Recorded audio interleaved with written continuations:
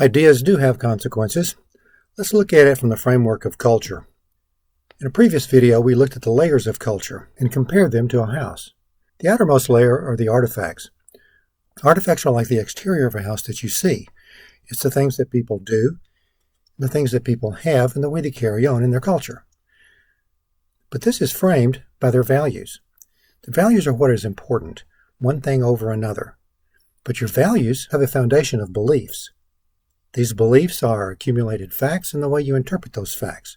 The interpretation of those facts depends on the ground below that, and that's your assumptions. What do you assume to be real? Now, a set of assumptions can be referred to as a worldview, because added together, they make up the way you see the world. Let's take an example of one worldview and what the ramifications of that are. If we begin with only the material exists, that is, matter, energy, time, and space are all there is, that means there is no God, and there's no natural laws that would be established by God. Then as we look around, you might wonder, why do we have order? This must have randomly occurred, allowing things to become more and more complex and progress.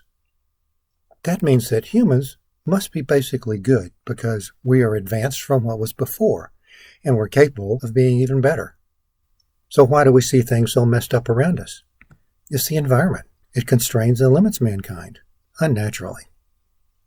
Let's look at some beliefs that come out of these assumptions. We'll start with those of Georg Wilhelm Friedrich Hegel. Yes, he was German. Hegel was also a philosopher and a historian.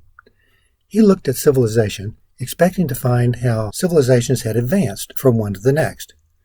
What was happening was one civilization would be crushed by a following civilization, which in turn would be crushed by a following civilization. No progress. Progress in technology, but not in humankind. In 1807, he published a book on how he thought it could be reestablished, and this idea was called the dialectic. It works like this. There is a thesis, that is, people hold some idea as being good and use it, but then there will be those who oppose the idea, and they will have the antithesis. These two groups would duke it out, and as a result, there would be a synthesis, which was better than the one before. Now the synthesis would become the new thesis, and the thesis would eventually have those who held an antithesis, and the process would start all over again. And this, my friends, is progress. So Hegel gave us the idea of the dialectic. Thesis, antithesis, synthesis, repeat. The next idea to discuss was written up in a book authored by Karl Marx and Friedrich Engels, published in 1848. Marx's basic idea was called conflict theory, and it follows very closely Hegel's model. It works like this. Each society will have classes formed within that society. There will be those who are oppressors and those who are oppressed. The oppressors he called the bourgeoisie. The oppressed he called the proletariat. The bourgeoisie would oppress the proletariat, themselves growing fewer and fewer, until eventually the proletariat rebel, and the proletariat would then rule.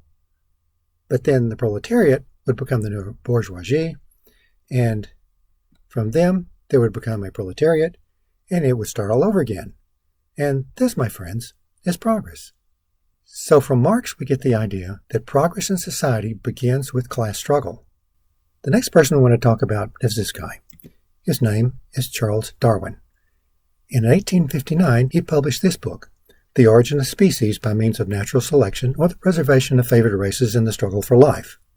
Now, when you see that book today, you'll see the title shortened. Sometimes just to Origin of the Species, sometimes they'll include by means of natural selection, but they very seldom will include that last phrase because people are kind of touchy about the idea of favored races and struggle between those races. But yes, Charles Darwin was a racist. As a matter of fact, his theory depended upon it. His theory of random mutation plus natural selection in a struggle for life would result in the survival of the fittest. It works like this. There is a species which eventually produces progeny of a new race, and the new race will compete with the old species, and the fittest will survive. Now the fittest becomes the new species. And that species will eventually produce a new race, and it starts all over again. But that, my friends, is progress. These ideas of Darwin's caught on real quickly. One of the movements that came out of it was called the eugenics movement. This is the idea that let's speed along this evolutionary process by selecting out those who are unfit. They might be a lower class, they might be mentally ill, they might have some other features that are undesirable for progress, and the governments would decide who those were. This movement was headed by Francis Galton. Francis Galton was Charles Darwin's first cousin. Now, unless you think that's a coincidence, also out of the eugenics movement came the International Eugenics Congresses. There were 3 of them, and the first one was led by Leonard Darwin, third son of Charles Darwin. Someone else who was enamored with the eugenics movement was Margaret Sanger. She felt like we needed to limit the black race, and with that in mind, she started an organization called Planned Parenthood. Another person who really liked this survival of the fittest thing was Adolf Hitler. It just fit very well with his plans for the Nazi movement. He used it to justify selecting out those whom he thought was unfit for the sake of the better race. With this as his basis, he executed 6 million Jews. Along with others he considered unfit, that totaled 10 million. That is a lot, but Planned Parenthood, since the advent of the Roe v. Wade judgment, has eliminated 63 million humans before they had the chance to take their first breath as American citizens. And a disproportionately large number of these have been black. But that's okay. The individual is not important. It's all about the species.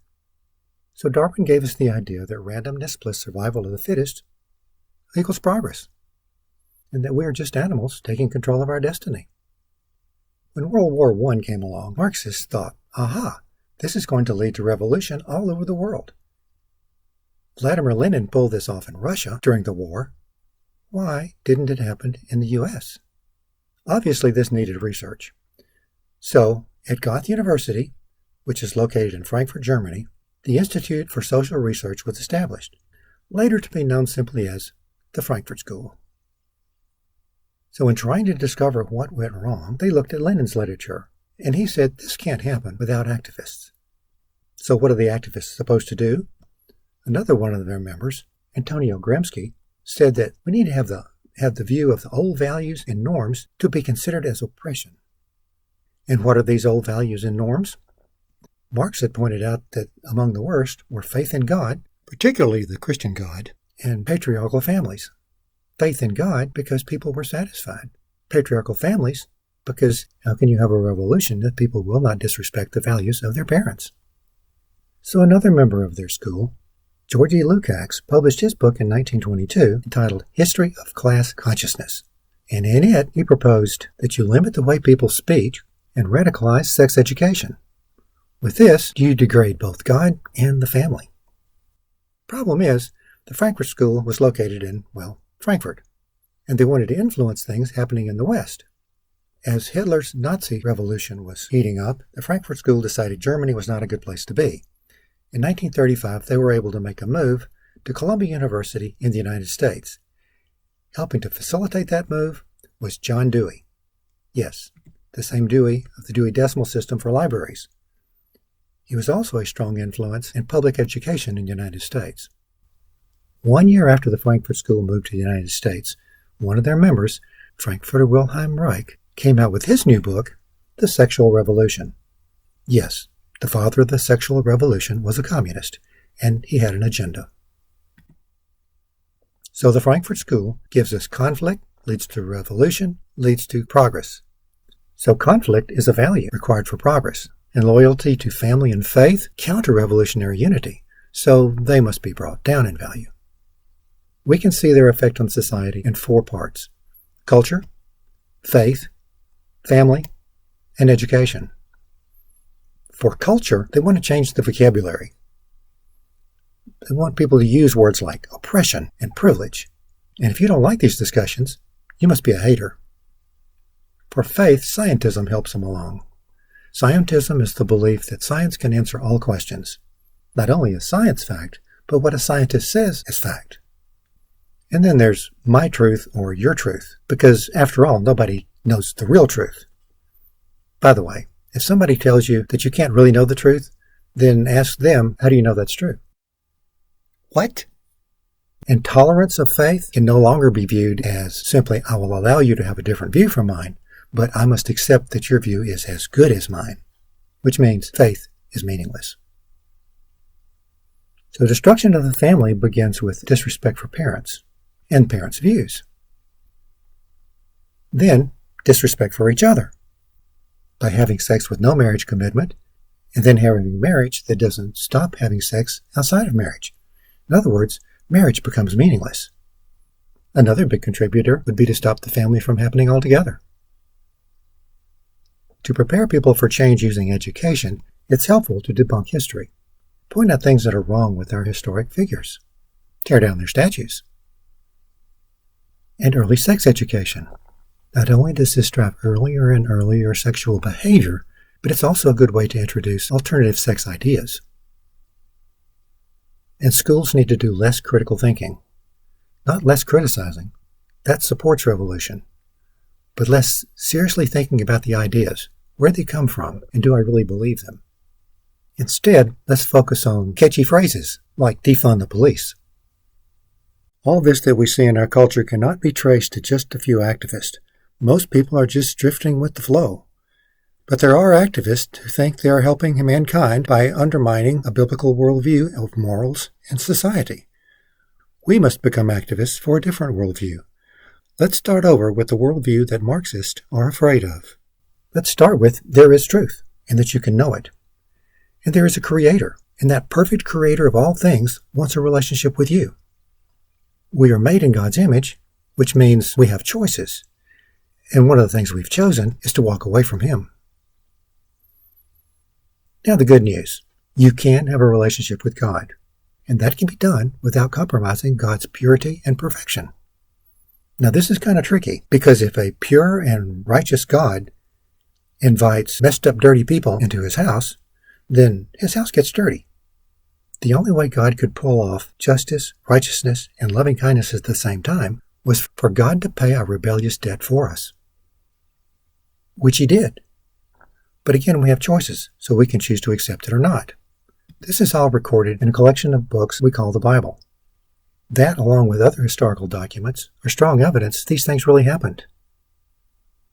A major value that comes from this is that you have worth, purpose, and meaning. All humans do.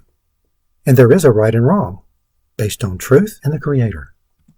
Therefore, all people deserve love and respect, regardless of their values, beliefs, or actions. Let's flesh this out and how to live. First off, we need to walk with God. Prayer, Bible reading, time with Him, listening to what He wants. Second, fellowship with believers. We haven't arrived at perfection yet, so we need others to encourage us, and we need to encourage them. We need to live and speak the truth in love. Not just to others, but for others. If you're not doing it for their benefit, don't bother. Last of all, engage the culture. If you see something that works, support it. Join it. If you see something that's broken, fix it and encourage others to fix it. You can make a difference. So, do it.